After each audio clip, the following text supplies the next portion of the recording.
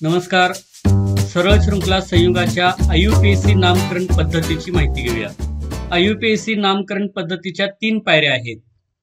पायरी 1, सरळ शृंखला संयुगाचे रचनासूत्र लिहिणे, कार्बन अणूंची संख्या मोजून जनक अल्केन शोधणे, जनक अल्केनचे नाव इंग्रजीत लिहिणे, संयुगाच्या कार्बन शृंखलेत दुहेरी बंध असल्यास जनक नावाचा शेवट ANE ऐवजी TNE असा करणे आणि तिहेरी बंध असल्यास ANE ऐवजी YNE असा करणे. पायरी 2, रचनासूत्रात क्रियात्मक गट असल्यास जनक अल्केनमधील E अक्षर काढून त्या जागी क्रियात्मक गटाचे संक्षिप्त नाव प्रत्यय म्हणून जोडणे. अपवाद हॅलोजन गट असल्यास संक्षिप्त नाव उपसर्ग म्हणून जोडणे. 3 पायरी, कार्बन शृंखलेतील कार्बन अणूंना अंकन करणे. अंकन करताना क्रियात्मक गट ज्या कार्बन अणूला जोडला आहे त्याला लहान अंक मिळेल असे अंकन ग्राह्य धरणे.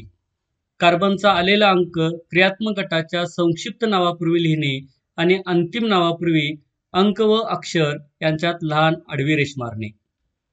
उदाहरण आहे CH3-C ट्रिपल बॉन्ड म्हणजे तिहेरी बंध C-H म्हणजेच CH3-C ट्रिपल बॉन्ड C-H.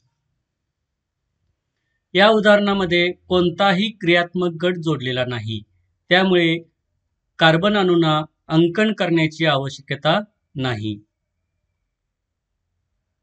पहिल्या पायरीनुसार या रचनासूत्रामध्ये 3 कार्बन अणू आहेत, म्हणजेच जनक अल्केन आहे प्रोपेन.